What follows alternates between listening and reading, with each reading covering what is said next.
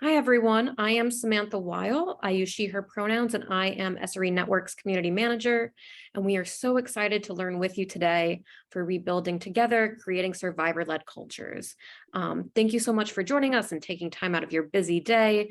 We know it's a busy time of year right after the holidays as we're all trying to catch up. Before we jump in, if you haven't yet, we would love to know who's joining us today. If you can write your name, pronouns, and your organization you're with in the chat. We would love to see who's joining us, as today will be an interactive session. And we want to, before we dive in, thank our two speakers for sharing their wisdom and time with us today, Keshet Starr and Sheva Ganz. So with that, I will turn it over to our fabulous speakers. Thank you so much, Samantha and Rachel and everyone at the team and Shana, everyone at the team at SRE. This has been wonderful and we're super excited to get started today. Before we jump in, just a couple of notes that you can see up here on the screen. Just a note that we are going to be discussing trauma and abuse. So if that content is difficult, to just take care of yourself and take breaks, come and go as you need. In addition, we would love for this to be as interactive as possible. So if you have questions that come up, we're hoping to have some time for questions at the end. Please feel free to note them in the chat. And just a heads up that we are going to have breakout rooms at some point. So sometimes good to know that in advance. And we are very excited to learn with you today. And we're going to start off by introducing ourselves, sharing sort of how we came to do this program together, and then giving you a roadmap of what we're going to cover. So I'm Keshet Starr, I'm the CEO at ORA. We work on issues of domestic abuse in the Jewish divorce process. I'm also an attorney by training, so I am somewhat of an accidental nonprofit professional, and a lot of the things we're going to be discussing today are things that I learned out of necessity in the field as I encounter challenges. So I hope that it'll generate some good conversation. I'm not going to share in detail about our work at ORA since that's a whole other talk, but you can find out more about us on our website, which is www.getora.org. And what I do want to share, since it will inform our conversation today and some of the examples I give, is that we are generally working with people coming out of abusive relationships, and whether or not their relationship was abusive before, they're currently trying to obtain a Jewish divorce and unable to do so. So they're dealing with ongoing protracted abuse, and they're dealing with that within a system that has many, many challenges and is broken in many respects. So there's a tremendous amount of ongoing stress. And that's the context that I'm coming from and what led me to be interested in this topic and to want to learn more about trauma and how to build cultures that truly meet the needs of survivors.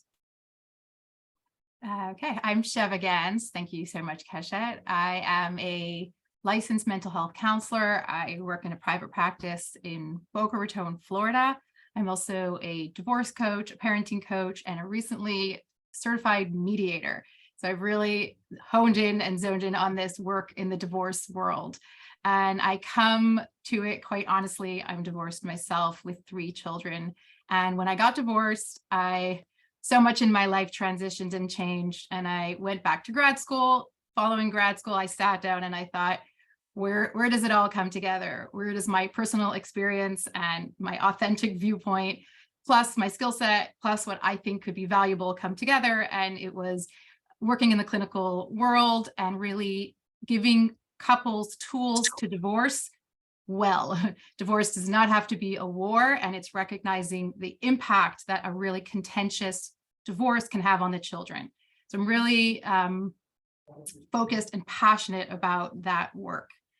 Interestingly enough, Keshet and I go way back. When I was going through my divorce, I unfortunately needed the services of ORA, and Keshet was my case supervisor. And so we've come a long way in how we are working together. And I remember going through my divorce and going through the experience that I went through, which was incredibly, incredibly challenging and really unexpected and threw me for a loop in many ways. I remember thinking, the system is very faulty and there's a lot of problems in the system. And when you're working within the Jewish halachic system, I felt like I had no power in terms of changing anything in that realm. But what I really wanted to do was try and work with the people experiencing it and highlight the emotional experience. So to other people who are not going through it, what does it feel like to be in situations like this? And also to give resources and tools to people in it. I did not realize that I was not ready to do this kind of work for quite a few years after my divorce. I started working as a therapist, but only recently did I come back, and I feel really honored. Keshet has invited me personally. I've spoken at a few ORA events to really come back and address this work. So it really speaks to the nature of trauma and challenging situations, of taking time away before I was able to come back and actually work as an advocate in this field. Absolutely. And I'll share also, in some ways, the genesis for this conversation, for the conversation we're having today, is a brief conversation I had with you, Sheva, a couple of years ago, where I was sharing a frustration I was experiencing in a case. And Sheva said, well, that makes sense because trauma, XYZ. And I was like, oh, I never thought of it that way. And it really opened my perspective. And so in terms of our roadmap today, we want to talk about building survivor-led cultures. That's a term that we throw around a lot in the field, but we don't always spend much time figuring out what does that actually mean? What does that actually look like? And in some ways, I think most importantly, how do we do that when things are going wrong, when we're having difficult interactions with clients, when things aren't going smoothly? And how do we use those moments as opportunities to build and reinforce the kind of cultures that we want to create? So we're going to be hearing a lot about trauma, about the impact of trauma, and about how, as practitioners, we can balance all of that in providing the best service that we possibly can. So we had emailed worksheets that went out today. I don't know if any of you have gotten a chance to print out the worksheets. No worries if you haven't, but they're just kind of reflective questions, place to take notes if there's things that come up that you think might be noteworthy to keep in mind. So you're welcome to follow along with those. And if not, maybe they're still valuable to print out afterwards, because we have some really cool cheat sheets at the end that consolidate a lot of the information that we go through here. It's just a note to have those ready if you have them now, and if not, feel free to take notes or not, totally up to you. So our work as advocates, and for me as a therapist, I don't know the work that all of you are doing, but advocates in some degree, we all come to this with this intention to help other people in pain. I know that that's for sure been a motivating factor for me as a therapist, and I imagine for advocates as well. The problem can be sometimes that we have this really strong desire and intent to help, but we don't necessarily know the best ways. And when you're working with people who go through trauma, who go through pain, there's a lot of important nuances and details to factor in that can really make your work not only more effective, but also avoid some pitfalls and challenges that can come up along the way. So we really want to understand what exactly is trauma. What does it mean when we say the word trauma? It gets thrown around a lot. There's different definitions, different intensities of it, but it's really important to have a clear understanding of what it is so that you can have a clear understanding of how you can best help. Okay. And go ahead, Joshua. Yeah. So before we keep going, I wanted to share a little bit about the why. And I'll share from my own experience. When I first graduated law school, started doing this work, in retrospect, I very much had a savior complex. I was going to, come in and use my amazing brand new legal skills and solve people's problems, and they would be really appreciative, and it would be so nice. And of course, you get into it and you realize very quickly that that is not really what it looks like.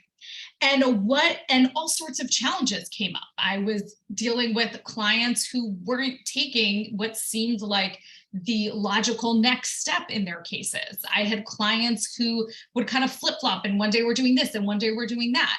I had clients who were so paralyzed by indecision that they weren't making any choices in any direction. And there were many challenges on the ground in trying to move cases forward, aside from the systemic challenges that we're always working within and that are providing limitations. And what I understood over time is that for an advocacy relationship to be effective, it really has to be a partnership. It has to be the survivor and the advocate working together and both being on board with whatever the plan is. And I understood over time as well that process is so fundamental. Even if you get what seems like the objectively wonderful result, if you don't feel good about how you got there, it doesn't fully work. I was recently speaking with a woman who on the surface was just fine. She got her get within about 2 months of separation, and this was after an abusive relationship. She had a settlement agreement that was pretty reasonable. On the surface, everything seems good, but she felt so steamrolled and sidelined and marginalized in the process that she's suffering enormously from how it happened. So it's not just, am I getting people the end result that is best, who decides what's best, that's another part of this, but also how are we getting there and what does that process feel like? And I think all of us who are doing this work are here because we want to help. And I really feel that it is a huge privilege to be able to walk alongside people in the scariest and most difficult and most vulnerable periods of their lives.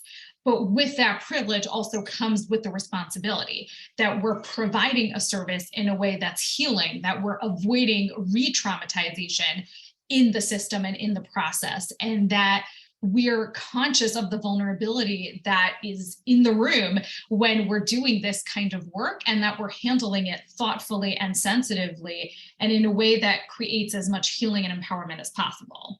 So we're going to jump in, and that's the goal, that's the why, and we're going to jump in and talk about how to get there. So well said. And I can relate to that on so many levels as a therapist also. Definitely the why don't you do what I think is best for you? Can't you see this is the best approach? But it rarely works that way.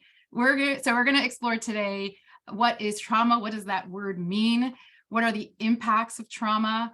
What's trauma-informed care? And then very importantly, how to provide trauma-informed care.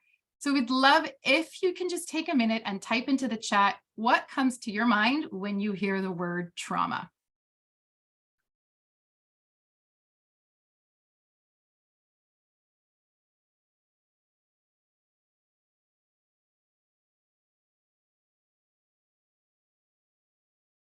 We've got harm, pain.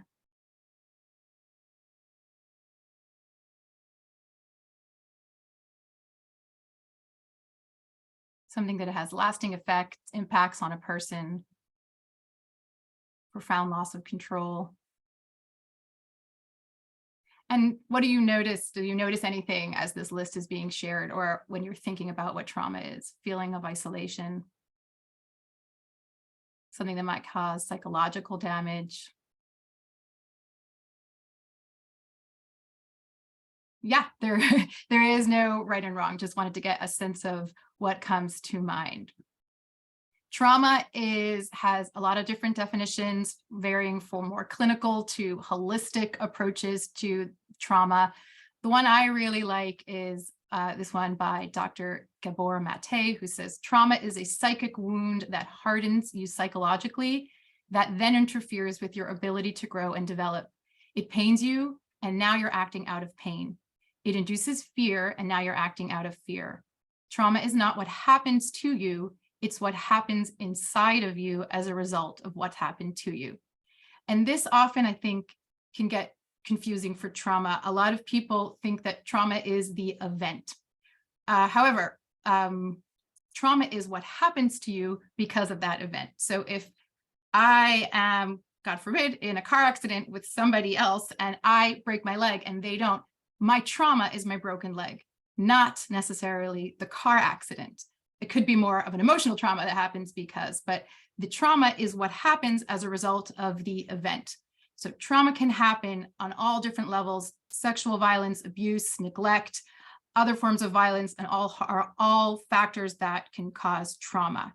And then there's factors of our backgrounds and histories that make us more susceptible, or the way that we interpret or react to those experiences really lay the foundations for how we process what happened.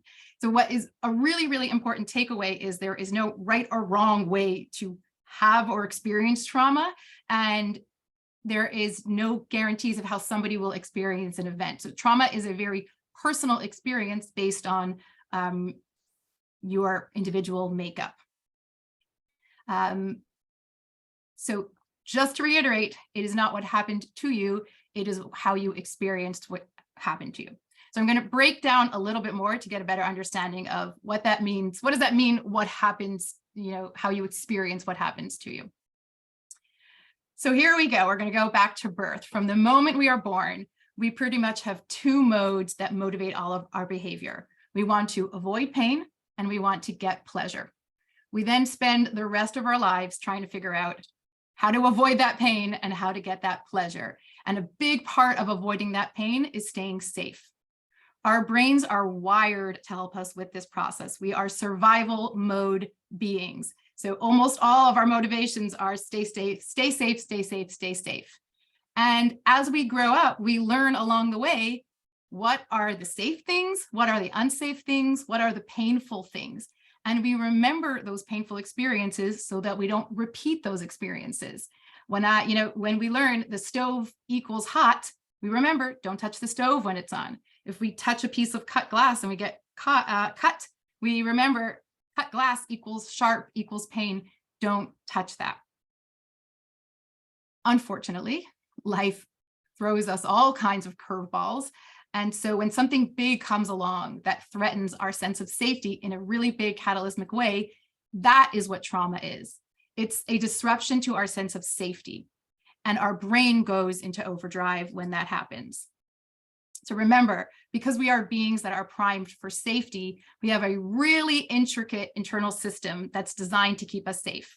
You may have heard of it. It's our fight-flight system, fight-flight-freeze, otherwise known as our autonomic nervous system, which is our system inside that kind of has an on-off button: safe, not safe, react, don't react.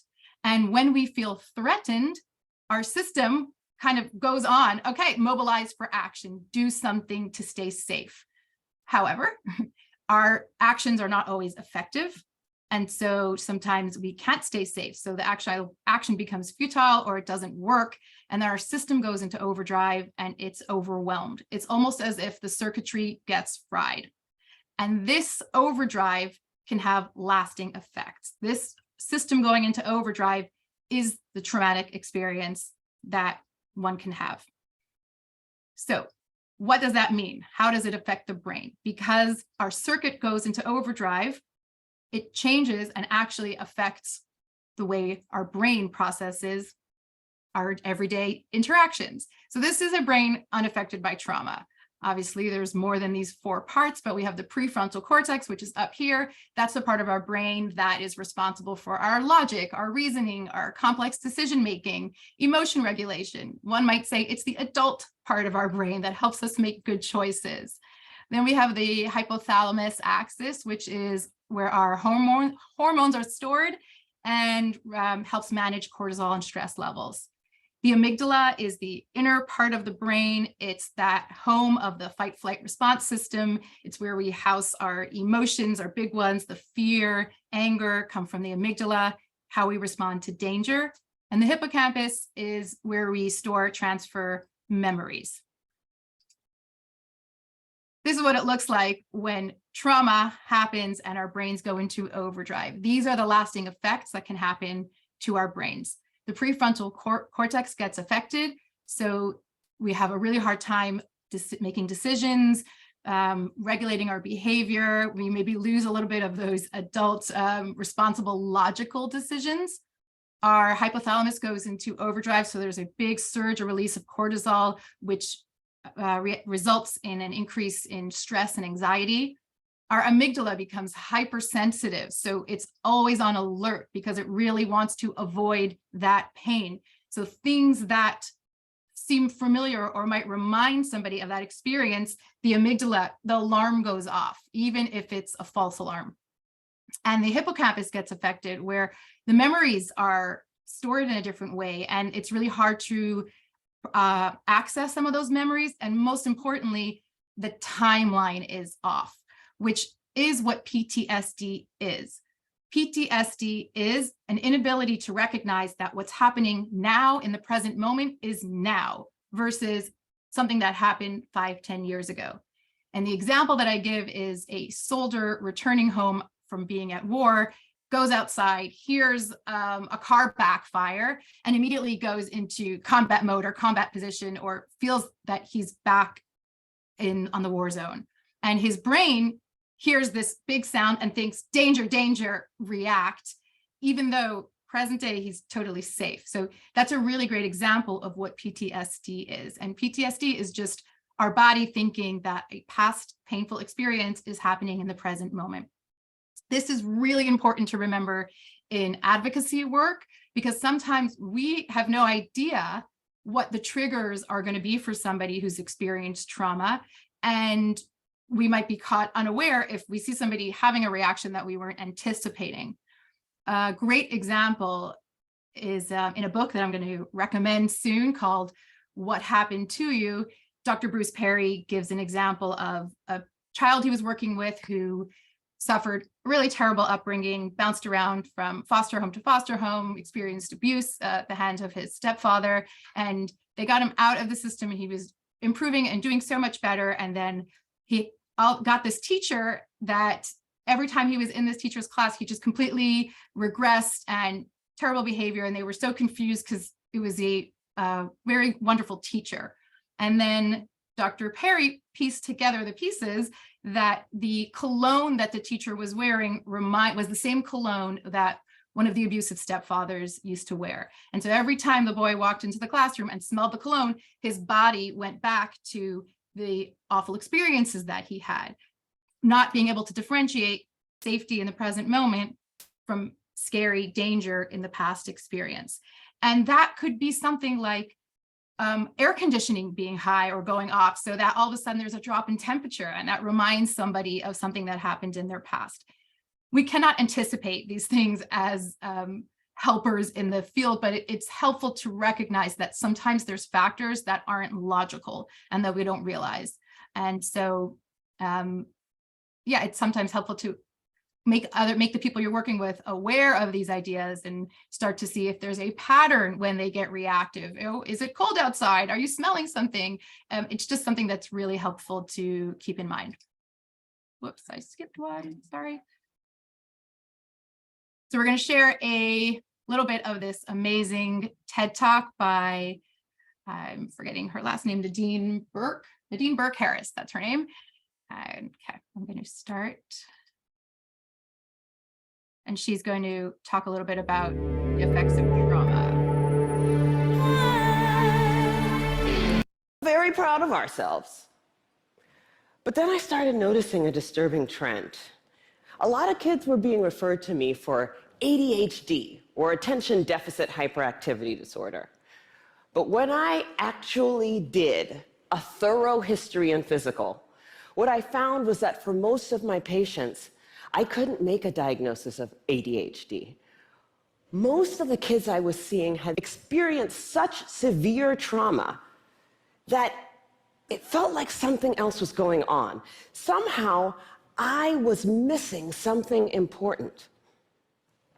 Now, before I did my residency, I did a master's degree in public health. And one of the things that they teach you in public health school is that if you're a doctor and you see 100 kids that all drink from the same well, and 98 of them develop diarrhea, you can go ahead and write that prescription for dose after dose after dose of antibiotics, or you can walk over and say, what the hell is in this well? So I began reading everything that I could get my hands on about how exposure to adversity affects the developing brains and bodies of children. And then one day, my colleague walked into my office and he said, "Dr. Burke, have you seen this?" In his hand was a copy of a research study called the Adverse Childhood Experiences Study. That day changed my clinical practice and ultimately my career. The Adverse Childhood Experiences Study is something that everybody needs to know about. It was done by Dr. Vince Felitti at Kaiser and Dr. Bob Onda at the CDC, and together they asked 17,500 adults about their history of exposure to what they called adverse childhood experiences, or ACEs. Those include physical, emotional, or sexual abuse, physical or emotional neglect, parental mental illness, substance dependence, incarceration, parental separation or divorce, or domestic violence. For every yes, you would get a point on your ACE score. And then what they did was they correlated these ACE scores against health outcomes. What they found was striking. Two things. Number one, ACEs are incredibly common. 67% of the population had at least one ACE, and 12.6%, 1 in 8, had 4 or more ACEs. The second thing that they found was that there was a dose-response relationship between ACEs and health outcomes. The higher your ACE score, the worse your health outcomes. For a person with an ACE score of 4 or more, their relative risk of chronic obstructive pulmonary disease was 2.5 times that of someone with an ACE score of 0. For hepatitis, it was also 2.5 times. For depression, it was 4.5 times. For suicidality, it was 12 times. A person with an ACE score of 7 or more had triple the lifetime risk of lung cancer and 3.5 times the risk of ischemic heart disease, the #1 killer in the United States of America. Well, of course, this makes sense. You know, some people looked at this data and they said, come on, you have a rough childhood, you're more likely to drink and smoke and do all these things that are going to ruin your health. This isn't science. This is just bad behavior. It turns out this is exactly where the science comes in. We now understand, better than we ever have before, how exposure to early adversity affects the developing brains and bodies of children. It affects areas like the nucleus accumbens, the pleasure and reward center of the brain that is implicated in substance dependence. It inhibits the prefrontal cortex, which is necessary for impulse control and executive function, a critical area for learning. And on MRI scans, we see measurable differences in the amygdala, the brain's fear response center. So there are real neurologic reasons why folks exposed to high doses of adversity are more likely to engage in high-risk behavior, and that's important to know. But it turns out that even if you don't engage in any high-risk behavior, you're still more likely to develop heart disease or cancer. The reason for this has to do with the hypothalamic pituitary adrenal axis, the brain's and body's stress response system that governs our fight or flight response. How does it work?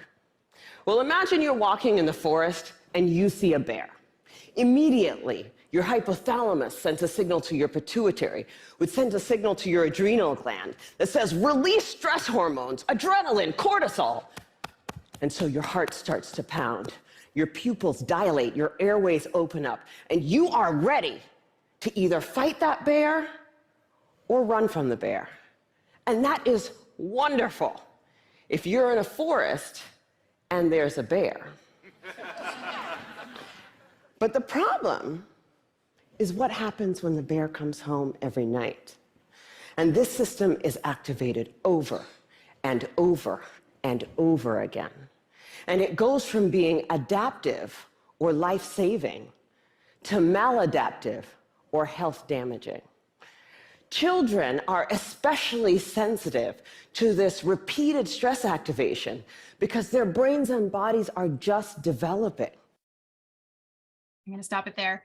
Highly recommend. It's listed on the resources, the link to the rest of the TED Talk. She's wonderful. And I just want to reiterate something, or say it for the first time, that the slide that I shared and this discussion about how trauma affects the brain does not in any shape or form mean that a person who's experienced trauma is broken, or that they are damaged, or that their brain is broken. I think we all can say we have all experienced some form of trauma, big T, little t, different levels of intensity at various points in our lives. And the discussion about how it affects the brain is really where our brain goes in a moment that we're triggered. That is our highly emotional reactive space. It does not mean that a person who has gone through a traumatic experience cannot make rational decisions, cannot regulate their emotions, that they don't know how to de-stress or reduce anxiety levels. But it's recognizing that in a triggered place, some of those system overdrive consequences go into play. So really important to remember, nobody is broken from going through a traumatic experience. And also important to remember is that our brain has the capacity to regenerate, to rewire our neural links. And there is always ways to grow through the experience. Post-traumatic growth was a big word thrown around in pandemic world, that none of this is set in stone. It's just really to highlight how to manage and move on and move past the triggering experiences. So just wanted to highlight 3 of these resources that are excellent. The middle one is that book by that TED Talk speaker, Nadine Burke-Harris. Body Keeps the Score is also quite famous. It's been on the New York Times bestseller list for a while. Really hard read. The one, if you only have time to read one, I would recommend this one by What Happened to You is by Dr. Bruce Perry, the doctor I spoke about previously, and Oprah Winfrey. And actually it is an audiobook, and I recommend it as an audiobook because it's the 2 of them having a conversation. So I'm not entirely sure how that translates to written form, but in listening to it, it feels like they're having a conversation, and it was so insightful and very, very well done. So if you've got some time to listen to an audiobook, I recommend that one. Okay, on to you, Keshet. Tell us a little bit about trauma-informed care. Absolutely. So now that we know more about trauma, the question is, how do we build organizations that are trauma-informed, survivor-centered? What does that look like, and how does that practically work? So we're going to get into brass tacks. We're going to start with the conceptual frameworks. What are these 4 components that we need for trauma-informed, survivor-led cultures? And then we're going to shift to talking about specific situations and how do we navigate the challenges that come up, especially because I think, as Sheva said so powerfully, it's not that people who have experienced trauma are broken. It's that trauma can trigger certain reactions, especially when you are actively being triggered. And I find that when I'm working with people who are coming out of, in particular, say you have someone who's coming out of an abusive relationship, they're now experiencing ongoing abuse. We're working with a system that is very difficult to work in. There's a lot of triggering that is going to happen in that process. So recognizing that that's coming and setting up organizational cultures that are resilient to that. And again, of course, trauma impacts everything that has to do with how we work together. So step number 1, component number 1 is awareness. And the way I think about this is that most meaningful things don't happen by accident. So you don't wake up one morning and boom, you have this survivor-led culture and it's trauma-informed and everything's great. It takes work, it takes effort, and it's easier said than done. And it's an ongoing process. So it starts with education.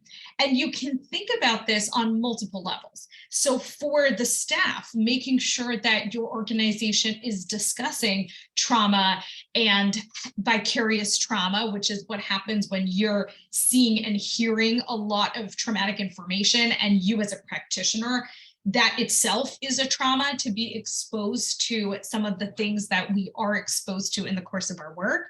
So making sure that we're talking about that, and that again, it's not a one and done, but that there are ongoing opportunities for staff to learn about trauma in the first place, about vicarious trauma, and about tools for managing all of this.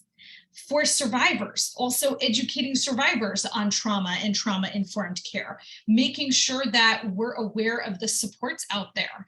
I find what I tell people, or what I discuss with people all the time when it comes to divorce, is that most people need extra support. Whatever got you through in regular life, you might need something beyond that in this moment. So making sure that survivors have access to the support and services that they need. And as an organization, really on two levels. First of all, making sure that we are mindful of our own biases, whether it's as individual staff members, as agencies, that we know that we often lean towards X or lean towards Y, and to challenge ourselves when we're feeling a strong sense of, no, but you have to do this. Why do we feel that way, and what's going on there? And also, feedback is a very powerful way to get this information and to put it into practice. That instead of assuming we know what survivors need, we know what we're giving them, we know how well it's working, we know which of our services are the most valuable to them, let's ask. And by asking and getting that feedback, it might totally shift how you do what you do. It might not be what you expect or what you would have guessed, but that is part of how you create programs that are dynamic and that, again, ongoing. And I, in some ways, was surprised by how much that kept coming up for me in the application, that it's not a one and done. What survivors needed 5 years ago might not be what survivors need today. The world is always changing, and making sure that it's an ongoing practice of seeking feedback and implementing feedback. And then our second component is safety. If we want to create a trauma-informed space, it needs to be a safe space. So part of that is physical. In the domestic abuse world, there's often a lot of concerns about whether addresses are public or private, how easy is it to find your location? So having a safe location, certainly for agencies that are providing shelter services that have a lot of in-person traffic, this is even more critical. So safety, security in the physical environment. I would say even thinking about spaces and what they look like and where people sit for meetings, and structuring that process in a way that creates as much safety as possible. And of course, psychological safety, listening to survivors, hearing their perspectives on what feels safe and unsafe, and making sure that services are tailored to meet the needs of survivors themselves. One newer thing that we've been doing in our organization that we started during COVID is offering support groups for survivors, because we realized that if we could build more of that sense of safety and community through that process, it made everything else that we were doing and the rest of our work with survivors much more effective. On the staff level, one of the reasons I'm a big fan of the Leading Edge Employment Survey, for those of you that participate in it, is that it's anonymous and it's conducted by a third party. So it can be a really safe space for staff to share their thoughts about the work and where it can grow. And ultimately, moving from a tone of, I'm going to tell you what to do, and if you disagree with me, then you're out of the circle, and moving instead to conversations and mutual partnership. And we'll continue that theme in future components, but to the extent that your services are conditional upon people doing exactly what you say they should do, and then that really decreases the sense of safety that they feel in working with your organization. And we're moving through this quickly since we are excited to get to the examples and the troubleshooting. But of course, as you have questions along the way, feel free to drop them in the chat. The next element is empowerment. And this is, again, I think the older, more traditional model of nonprofit services was that, I'm the expert. I went to school to learn about this field. I work in the field, so I see what happens. I know what's best. And what I'm going to do is I'm going to give you a to-do list. You're going to check off the to-do list. And then, that's how we're going to resolve your case and move the situation forward. And I do truly feel and see that there are many well-meaning people and agencies who operate this way. Here's your to-do list. Go ahead and work on it.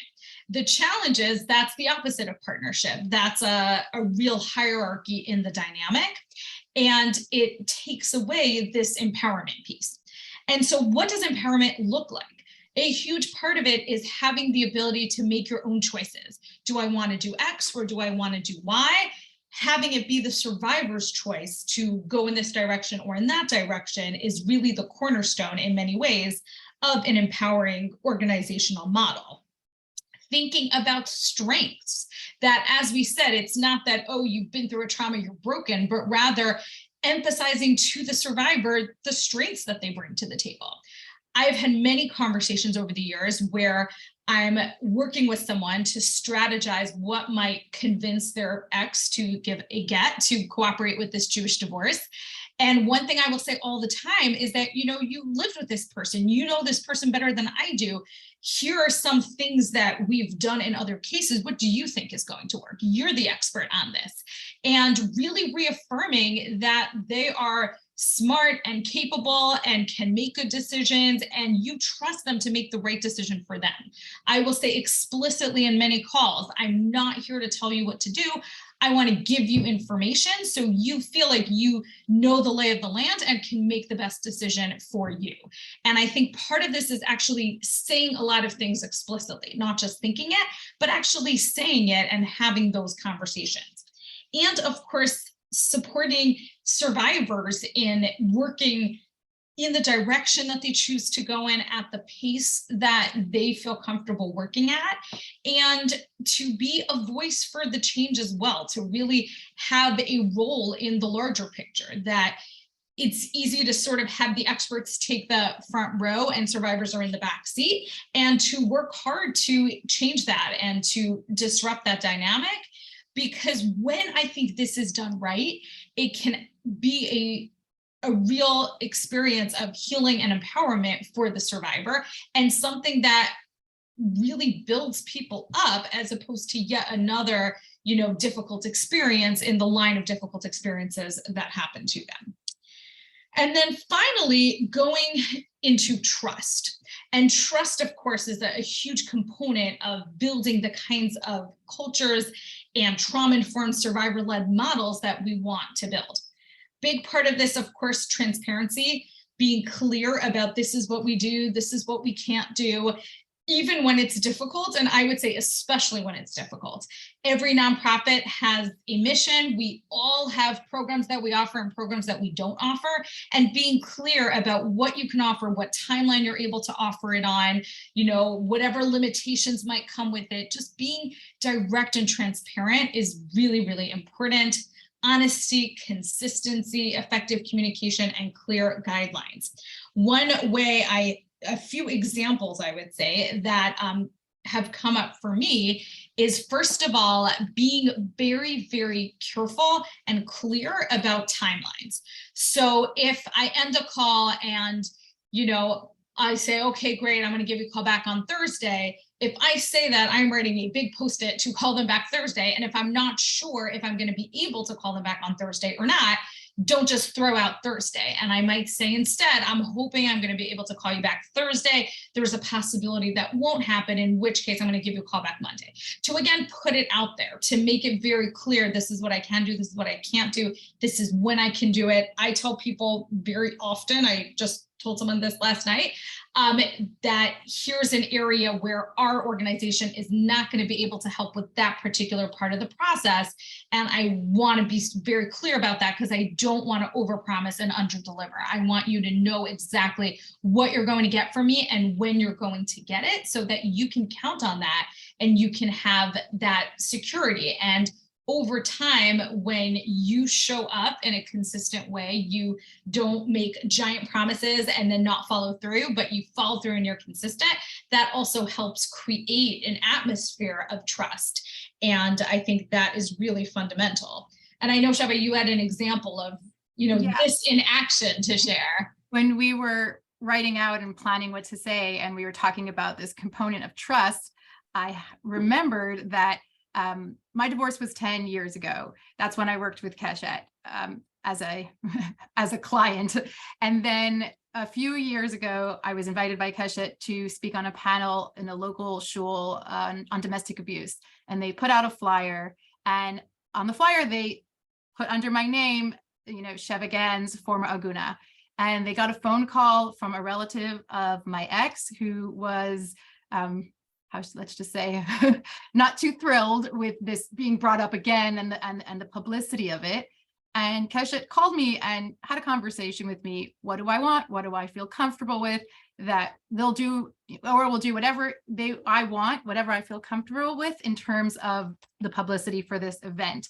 And it just really made the experience very trustworthy. That it was 10 years later, and there was still this focus of, what are you comfortable with? We're going to check in with you first. We're not making any decisions without checking in with you. And it was really impactful, that experience. And it could be years and years and years later, but it's setting that foundation of trust, which is so important in this line of work.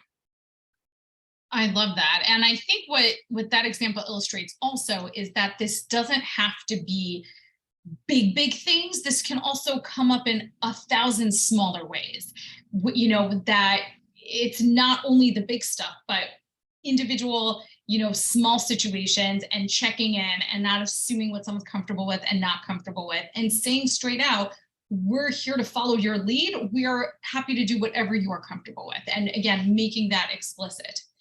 And I'll say, just to note on the what you wrote in the chat, Rachel, I think those are really thoughtful comments.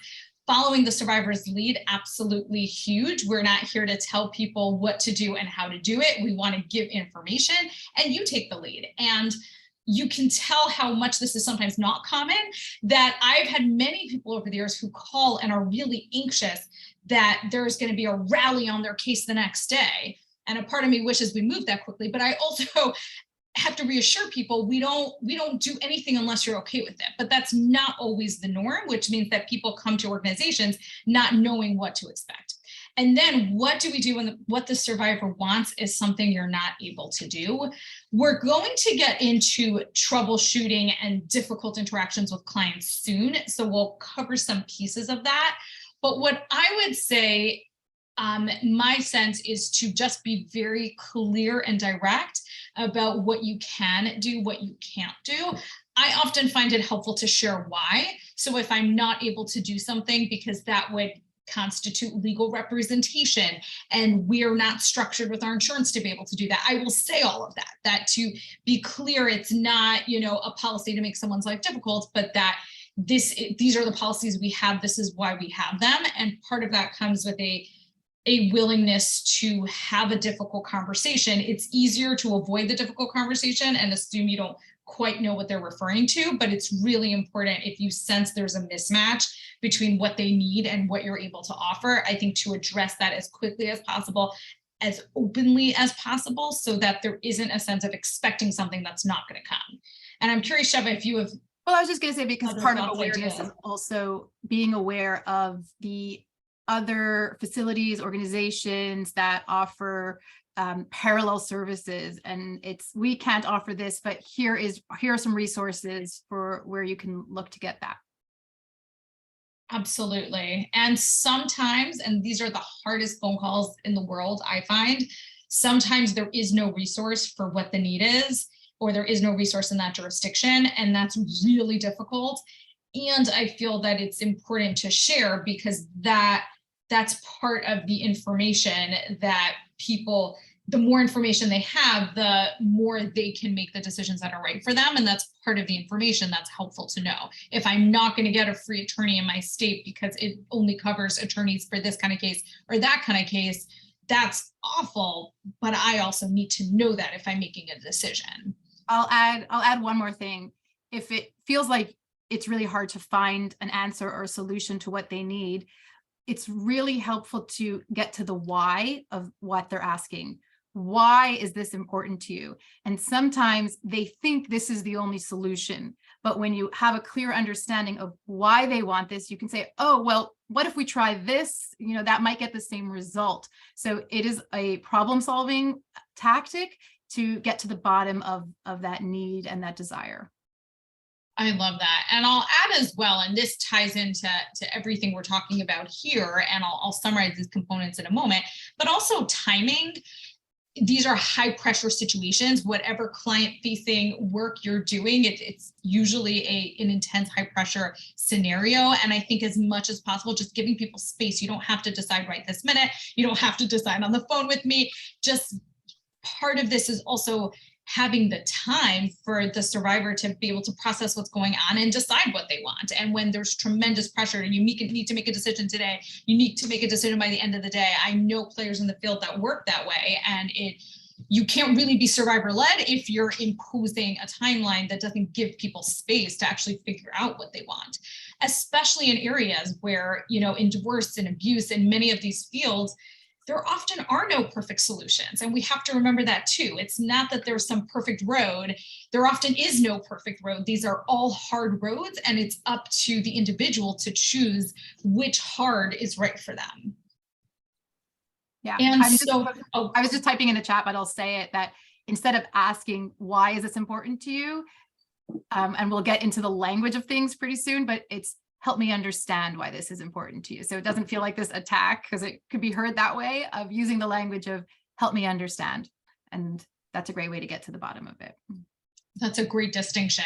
And so to summarize, again, our goal is to create a professional environment where we're really listening to survivors, building up survivors. So again, we want to be strength-based, recognize that everyone's the expert on their own life and on their experience and on what's best for them, recognizing their resilience, not judging them for how they are coping with the difficult experience that they're facing, but recognizing the really extraordinary resilience and creativity that often goes into coping with very difficult circumstances that go on for a long time. Again, working survivor-centered, seeing survivors as whole people who have lots of different components of their personalities, and not having this, sometimes there can be this undercurrent of, these problems happen to other people, or that's happening to these people, that can never happen to me. But seeing everyone as we all struggle and we all go through things. And in this moment, someone might be needing your help, you might be providing help, but to not assume a hierarchy in a way that traditional organizational structures can sometimes lead to. And then, of course, being multidimensional and thinking about those factors of awareness, safety, trust, and empowerment, and how can we weave those into every level of the structure of our organization, from our meta organization mission and priorities and funding, but also to staff and how we train and support staff, and to survivors themselves and what mechanisms we have to really engage and hear and develop that true partnership. And the last thing I'll add on this piece before we keep moving is that in domestic abuse in particular, survivors are coming out of a deeply disempowering situation where they have had many of their choices and their agency taken away. And so if we can create a culture where there's a sense of getting that choice and that power and control over your own life back, that can be really healing and really powerful. So this is very, very worth doing, and it is hard to do, and it requires flexibility and a growth mindset, but I think it is so worthwhile when you see the impact.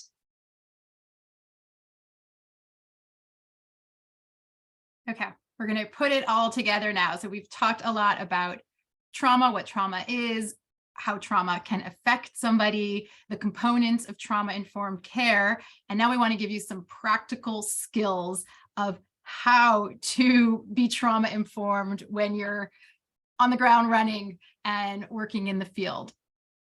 The place that I think is the most important place to start, and you can see even with what I suggested of how you frame the way that you're talking, is the way that we communicate.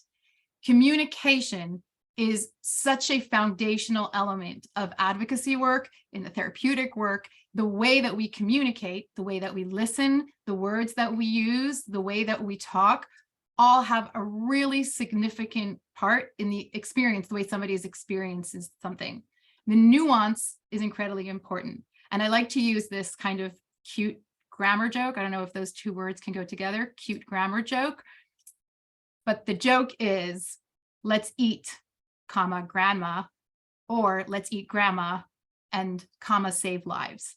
So such a tiny nuance in the conversation saved a life. With this one, grandma's invited to dinner. With the bottom one, grandma is dinner. And I cannot even tell you how many times I have clients who are so positive that they have communicated something effectively to their spouse, to their child, to a friend. And then when I say, okay, tell me about how you said it, what was said, and we go over it. And there might be some tiny thing, the tone, the timing of the way it was said, body language that just completely make the message lost. And that's why we sometimes or quite often feel like we're communicating what we should be communicating, but it's not getting heard. And the responsibility often is on us. Are we communicating effectively? If somebody is not understanding or hearing us, it is a very worthwhile question of, can I do a better job at explaining? What am I doing that is making this message not get across? So the first step with that is the listening part. Before we get to the talking part, we want to make sure that we are listening effectively. And that skill is called active listening. And we all think, yeah, I know how to listen. I'm a great listener. But there also are really specific tactics on how to listen more effectively. And I came up with this, I think, really cute acronym, LISTENER, specifically for this advocacy work because you are a listener. And the first part is the listen part, which is more of those active listening skills. So let's just run through them. And again, this sheet is included in that worksheet packet. So you might want to print it up, have it on your desk. It's a really great reference point for when you're having those conversations. So the L is the let them know that you've heard what they said. This is the paraphrasing. Sounds like you've said this. What I'm hearing you say is this. You're in a way just really repeating what they've said back to you. For a while during the pandemic, I ran online groups for teens, and we would go over these communication skills, and we would do this validation exercise where I would have them say a difficult challenge that they're going through, and then another teen would reflect back what they heard, really using almost the same words, but just kind of add what I heard you say is. And it seems like pandering. Like, okay, really? You're going to read back what I just said? And time again, the teens were like, you get it. You understand me. I'm like, yeah, I just read back what you just wrote. But it is very, very validating to hear that. It like our brain goes off and it just feels like, oh, somebody is hearing what I'm saying. So that alone has so much value in just repeating, almost summarizing what you've heard the other person say. The I is for inquire. Get curious, ask different kinds of questions, open-ended questions, questions that are yes or no. Did you do this? Yes or no, really close the conversation. So more of those, help me understand why, what's the motive, what's going on, how would this feel? What would be different for you if this happened? Those are more of those open-ended and also probing questions where you're trying to get to the underneath factors, which are going to be really helpful for you to get this person the best services and the best help that they need. S, sounds like you're feeling. This is the validation part. What emotion word would you think this person is experiencing? Sounds like you're feeling frustrated. Sounds like you're feeling angry. A lot of people get stuck in this place because this validation skill feels like I'm agreeing with you. It's if you pay attention in your day-to-day life, it's really hard to validate the people in our life and their emotional experiences because we're very judgmental. Well, don't do that, right? Or we have all these reactions to it. And it feels like if we acknowledge what they're feeling, we are agreeing with what they're feeling. Put it in your head, big note in your head that validation does not mean agreement. You do not have to agree.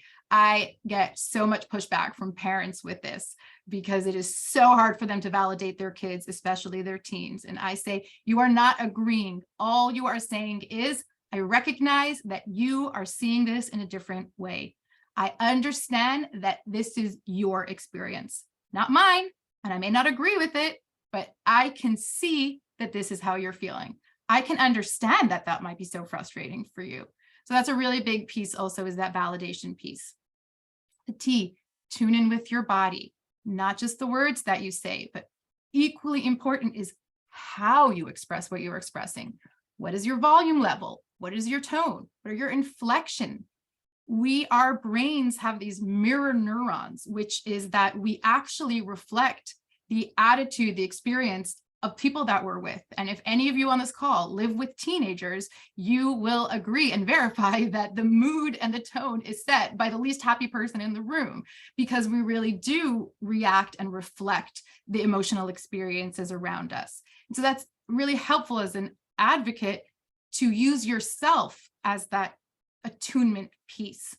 And noticing that I had this story where I was running late. I had a flight to catch. I was running late to the airport. I had parked in the wrong spot, and I ran. I thought I was going to be late for my flight. And then right as I got to the gate and I was in line, I got a phone call from a very highly emotional person. And I answered the phone already with my heart elevated. I was already nervous. And I started noticing that the conversation started at an elevated pace. It got really emotional really quickly, mostly because my body was in it felt like an emotional place. And as soon as I realized that and took some breaths and calmed down, then I noticed immediately that the person on the other end was also calmed down, talked slower, talked softer. And it was such a powerful moment because there is such a strong mind-body connection. So when your body feels like it's anxious, your brain will think that it's anxious. And so really be paying attention to those things in your body. Is my heart racing? Am I feeling anxious? Taking those deep breaths. Our breath is our tool to turn off that autonomic nervous system, that fight or flight. When we get anxious or scared, our brain thinks that there's danger. And when we are in a place of danger, we don't have time to take big, deep breaths, right? That bear is in the room. We're on the run. We're reactive. We are in survival mode. And when you tell your brain, no, we're safe. Look, I have time to take a big, deep breath. Your brain says, oh, okay, we're calm. Everything's fine now. And then your body reacts that it's a very interconnected system. I like to call it the body hacks. So be really, really, really in tune with your body and use it as a way to regulate the people that you're with. The E is encourage with verbal cues. This is also helpful in today's day and age of phone calls and Zoom, of just, I'm listening. Yep, got it. Just so they know that you're still there and listening. The N is needs. Check in with what they need. Again, it might not be what you think they need, but how can I help you in this situation? What do you need from this? And then moving on to the ER, the listener, this is more for yourself, is evaluate the intent and purpose of the conversation. Why are we having this conversation? What's the goal? What am I trying to accomplish? And kind of keep that in mind will help you stay on track. And the R, refrain from judgments. Notice when your brain starts going into the judgment place. This is nearly impossible to not do, but just being aware of it is really helpful. We all have biases. We all have our own stories, our own past that we bring into every situation. And it's just starting to be aware of them and how they come up, and then how that influences what we say and what we do. So awareness, they say, is like 90% of the process. So just being aware and recognizing how to use all of these listen skills. I'm going to show a clip that I use that I love. It's from the movie Inside Out, and it really shows the difference in effective listening and not effective listening. So see if you can notice while you're watching what is going on, which one's effective and which one's not effective. Let me get it up here. New Stitch and Style Fashion Studio. You can bring your fashion dreams to life. Just pop and go. No threading. Whoa. Sews when you're ready. Stops when you're done. Wow. Make it yours. Real sewing made easy. New Stitch and Style Fashion Studio from Coolmaker. Comes with showing batteries not included. The whole ad. My rocket! Wait, Riley and I were still using that rocket. It still has some song power left. Who is your friend who likes to play?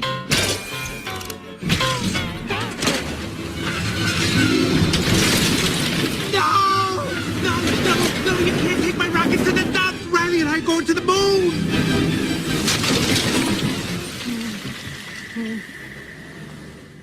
Riley can't be done with me.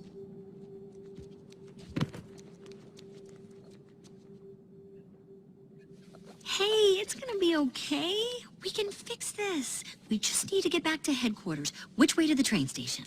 I had a whole trip planned for us. Hey, who's ticklish, huh? Here comes the tickle monster! I'm sorry they took your rocket. They took something that you loved. It's gone. Forever. Sadness. Don't make him feel worse. Sorry. It's all I had left of Riley. I bet you and Riley had great adventures. Oh, they were wonderful. Once we flew back in time. We had breakfast twice that day. Sadness! It sounds amazing. I bet Riley liked it. Oh, she did. We were best friends. Yeah, it's sad.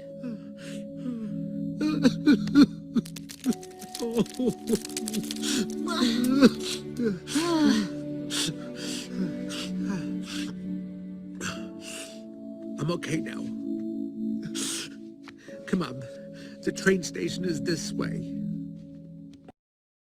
So anyone who would have put in the chat what they noticed between how joy and how sadness both communicated? What are some of the skills that you noticed? Sadness, let him feel his feelings and showed empathy.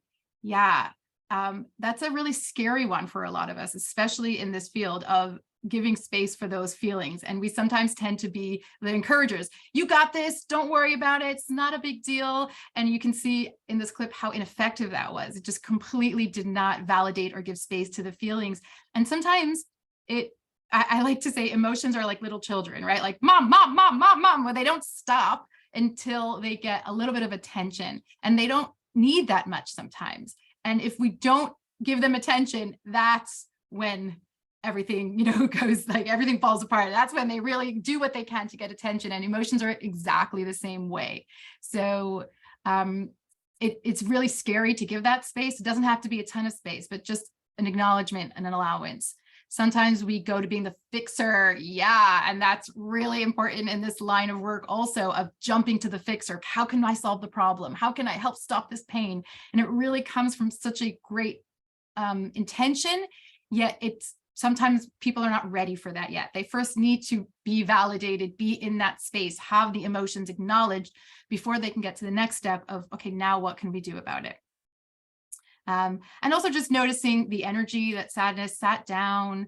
She I don't know, touch is a very sensitive topic here, but in this work, but she did put her hand on, she really matched his energy. She was with him in the experience, and that just gave him that space. And then he said, okay, I cried it out. I'm ready to move on. I want to just talk about, so we talked about listening, and I also want to highlight the language that we use is also really important.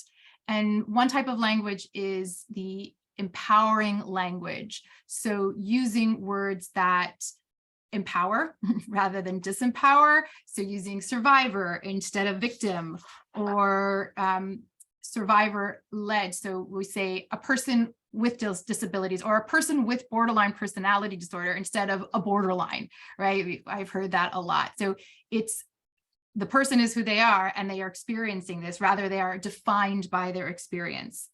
That's the person-centered language. And then that empowering language is looking at that flip side in a way. So instead of a nervous wreck, she's really invested in the process. So it's like looking at how can I flip it, right? So angry, she's so angry about this. It's like she's really passionate about this experience. And the way that those flips are really important in our mind, because the way that we think about something is the way that we are going to react to something. A great example of this, my brother was on an airplane once, and there was terrible turbulence, and everybody really started to freak out. Everybody was so worried and anxious. And then all of a sudden there was a little girl on the plane, and she started laughing because she thought it was so fun. She had no awareness that this was possible danger. To her, it was a ride. And they just heard the plane was silent because everybody was gripping their seats, and you just hear this little girl laughing. And he said that the whole plane just started laughing with her. And it was, in her mind, same exact experience. Nothing changed other than the way that they thought about it. That she thought, this is fun. And that they were able to match that and change the way that they were thinking about it. I hate flying. Happens to be when I'm on a plane, and every time there's turbulence, I'm like, I'm on a boat, because if there were waves and bumps, it would be fun. So I try and use it as much as I can, but it's a really helpful tool in this line of work of noticing the way you're thinking about something is going to change the way you feel about something. And I think we're going to get into troubleshooting, Keshet. Absolutely. And I'll just say, having watched Titanic, I am off boats, but so I sort of do the reverse, but I think that's huge. And I heard a really interesting thought once that there are many comments in Judaism about how you should think about certain things, how you should think about other people or who you should feel connected to. And in a way, it seems like our thoughts are something we have no control over, but really there actually is a lot we can do in terms of reframing to change the automatic knee-jerk assumptions to philosophies that are more thoughtful and more effective. So where we're going to move to now is talking about when this gets hard and talking about challenging cases. And what we're going to do, we're going to share a couple super quick case studies. I think we're going to skip breakout rooms for time, but what we're going to do is I'll share just a very brief anecdote. These are all based on real situations, just with names and details changed, of when I ran into trouble. Then Sheva is going to explain the trauma side of what's going on trauma-wise that can lead to these situations, and then we'll talk about tools. So I'll start with, and maybe we'll do 2 scenarios, Sheva, I'm thinking, just to keep it moving. Okay, so I'll give you one example. I was working with a woman called Tali at one point. I'm making up a name. And her situation was that she was getting divorced. She was initiating the divorce. Her ex really wasn't interested in getting divorced, was not super motivated in general. And so it was really up to her to kind of move the process forward. And we talked through all the possible processes, going to court, going to a Beth-Din or religious court, going to a mediator if she wanted to do that, to an arbitrator, the pros and cons of each one. However, what we kept coming back to was that if there was even a 1% level of risk in any possibility, she didn't feel like she could move forward in any of those options. And I tried explaining that, not choosing is also a choice, that by not making a choice, you kind of give the power of running the process to the other person, because then it's whatever they want to do. But it just didn't work. And we couldn't get to a place where she was comfortable choosing any of the above options, which kept the case really static. And so that was the situation. And then feel free to chime in on the trauma part, Sheva. Okay, so I'm going to share. Does anybody want to put in the chat what they think is the trauma-informed lens of this, of what's having this understanding of how trauma affects people? Well, we can, right? So we have this part of the brain, the prefrontal cortex, makes it really hard to make decisions. So that freeze moment of, I don't know what to do, that is a trauma-informed perspective of somebody in decision paralysis, of they just don't know how to move forward. Yeah, Keshet, you want to give the tools for that? We have some possible options of how to help somebody move through that. Yeah, so working to make pros and cons lists, taking the time that it takes and not getting impatient as to like, okay, we've already talked about this, but taking the time to really go through the pros and cons and encouraging the survivor to make pros and cons lists, breaking down daunting options into smaller choices instead of choosing, deciding you're going to litigate. What about going to a half-hour consultation with an attorney that we can work with you to set up? And so really making it smaller. And one thing I'll say about tools in general is that just because you understand the trauma background doesn't mean that everything's magically going to go smoothly. But what it does do is it changes, again, our thoughts and feelings in the moment. that instead of taking it personally, that how come what I'm doing isn't working, or how come I'm not earning this person's trust, or whatever it is that's going on in our minds, realizing that it's not, I mean, we always want to be mindful if there are things that we're doing that are helping or not helping, but that it doesn't have to be as personal. If we have a better understanding of the larger dynamics, it can help depersonalize and just give us a sensitivity. This person's not trying to be difficult or not helping themselves. They're dealing with a trauma reaction that is making this more challenging maybe for us, but at the right pace for what they need, and having that reframe. And so a second example I'll give, I was working with a woman named Barbara, again, going through a difficult divorce situation, and we were working on a number of strategies. We were planning a rally that was coming just within a couple days. And then I find out at the last minute that Barbara was also working with 4 other people who were, friends, community leaders that were also trying to work on the get, and everyone was doing something different. And the different strategies were all colliding. And I remember feeling kind of frustrated and almost a little hurt. Why didn't she trust me enough to share that she was also talking to other people? It's okay to work with multiple advocates, but because we weren't in communication with each other, that created this huge issue on the case and ended up delaying the get for some time. And so I'll hand it over to you, Sheva, for the trauma piece. So that's the trust issues, right? So again, it hits so many of these factors of just the ability to process real danger, not danger, present to past experiences can really get muddled, and recognizing that these all can play a part in somebody having trust issues. So what were some of the tools we had for this? One is just establishing yourself as trustworthy and earning that trust. And even the things we said, don't say, oh, call on Thursday if you can't call on Thursday, but doing the work throughout the process to build that trust.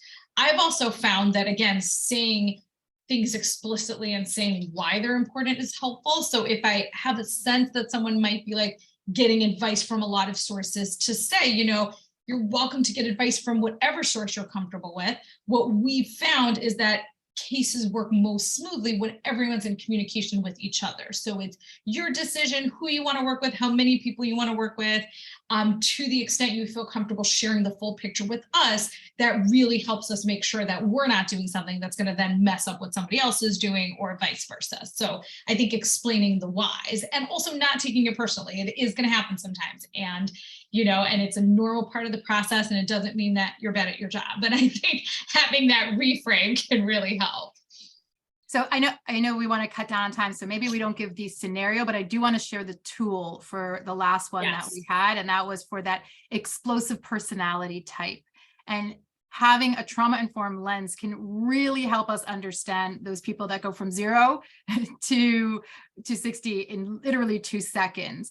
And it could be that just something was said, something happened that sparked that reaction, and then they go to an incredibly emotional place. And one tool that's very helpful, it's called EAR. It's an acronym, EAR, and I learned it from Bill Eddy, who is a very well-known and renowned mediator who works with conflict resolution. And his tactic is it's very important to recognize the emotion, but do not stay in the emotion. So we want to use those validation skills, but do not stay there, because they already are in an emotional place. So the EAR is empathy, attention, and respect. This is in the handout, so don't worry, it's in there. And it's giving empathy and attention. I see that you're feeling frustrated. I really am impressed with your attention to detail here. So you're giving space for it, and then quickly moving to problem solving. You want to bring back the prefrontal cortex part of the brain. You want to get them to think in a different way. So we don't want to spend too much time here validating the feelings. Tell me more about what you're feeling, right? That's just adding fuel to the fire. So it's just giving enough attention. I hear you. I respect, reframing it in that empowering way. And then let's talk about solutions, or getting more to that analytical place. It's a really, really helpful tool. Absolutely. And we'll share three final things, maybe super quickly, so that we do end on time. One is, again, thinking about publicity and the way we publicize our work. We had an aha moment at ORA when we realized that we plan our website with donors in mind somehow, and we had never really thought about how survivors approached our website, and it changed our whole perspective on the language we used, and it was a different way of thinking. And so, there can be a real balance in compelling storytelling and also not sharing stories in a way that feels exploitative. And there's a piece of not making decisions for other people as to what they're comfortable with, what they're not. That's a much bigger conversation, but just to flag, keeping in mind the way we talk about what we do and how that speaks to our culture and how that's viewed by clients, potential clients, et cetera. And of course, being mindful of policies and people. Sometimes we get very attached to the policies that we have, but making sure that we're seeing the humanity of people throughout, and that we are being thoughtful as to whether our policies serve survivors and serve our needs, or are they there because we had a bad experience 15 years ago and the policy is still on the books, but it might not make total sense. And then the final piece, but the very important piece, is making sure that we as providers are in a place where we have the capacity to do this work. And that is where self-care comes in, which is, we talk about self-care all the time, and we generally associate it with, bubble baths and lattes, but really we're talking about something deeper and more meaningful, and making sure that we have space to process what we're experiencing, to access joy and not just hear a lot of pain, and to find that balance in our lives. So I'll turn it over to you, Sheva. Okay, I'm going to talk briefly about self-care, because I know we'll try and end on time. Maybe we'll just go 2 minutes over. We'll consolidate, but it is such an important skill to talk about because, first of all, I agree with Keshet. What is self-care? Like self-care, it's all anyone's ever talked about for the last 2 years, but what is self-care? It's very hard to define, and it gets so often overlooked in this line of work and advocacy work, where the people that are drawn to this line of work are those helping people who don't like to see pain, who want to do good in the world, and maybe sometimes have a hard time extending that compassion to ourselves. I'll include me in this. The classic example that's used is on airlines, right? If God forbid there's an emergency, they always say, put on your mask first and then on your children's mask. And while most of us would never do this, it's still that acknowledgement that you cannot be of help if you are taken out of the picture. And so we have limited capacity in our energy, in our motivation, in our abilities, and we absolutely need to recharge those. I remember when I started in this work and I was a new therapist, and I could not imagine burnout. I'm like, who doesn't love this? This is amazing. And then eventually I still love the work, but if I don't take proper care of myself and have boundaries and have structure and respect my schedule and do the things that I need to do, I get exhausted and I do not show up well as a therapist. And also something really important to remember that I learned in post-pandemic is something called Zoom fatigue. And Zoom fatigue actually is our brains are constantly scanning our environment, constantly. It's how we know safe, not safe, back to that original wiring. And when we talk to a person one-on-one, we are just taking in the information, the data from that one person. With Zoom, like a call like this, right? It is so overwhelming where there's multiple people on this. Our brains are trying to take in all the information behind the scenes. It really, really can wear us down without even realizing. That's like the subconscious thing of how working on Zoom, working on the computer all day long can really take a toll and just zap our internal batteries. So we're going to skip this video, but it is in the link and I highly recommend. She talks about something called vicarious trauma, which is when we take on the trauma, when we experience trauma from working with trauma. Highly recommend. And then the 3 strategies that we have come up with is take some time, come up with a list of activities that recharge and re-energize you. What makes you feel good? Prepare those beforehand. Don't wait till you're depleted to like, okay, what makes me feel good, right? Then you're done, you're zapped. So have a list handy of, okay, I can do this, I can do that. To find support and connect with others. It's incredibly reparative and restorative to feel heard, to feel like somebody gets it, to feel like you have a place to dump and unload. So if you can find support groups or a good friend or people in your line of work that you can share with. And 3 is take breaks. Keshet and I discussed that the type of person that's attracted to this work often has a little bit of that perfectionist martyr syndrome. And it's really hard to say, I'm going to take a break, I'm going to step back. Just be aware of when those parts are rearing their heads and know that it's okay to step back and take that break. Battered phones need recharging. Everything needs recharging, including humans. So obviously, we could probably give a 2-hour talk on self-care. That was the quick version. And Keshet's going to just go over some of the big takeaways that we discussed. Yeah, so to really put it all together, our goal for this talk is to understand what's going inside the brain when people experience trauma. How does that show up in our work in ways that are inspiring, ways that are challenging, and how do we work in that context of ongoing trauma to create cultures where we're allowing survivors to lead, where we're creating true partnership, and where we're building organizations that offer support and empowerment and healing in a difficult moment, as opposed to inadvertently re-traumatizing survivors as they go through these processes. So again, learning about trauma, and hopefully this is a beginning, not an ending, but to take the time to understand these topics and to understand the trauma that you experience in doing this work and making sure that you're caring for yourself in the ways that you need. And thank you so much. Thank you, Sheva, for Thank putting this together.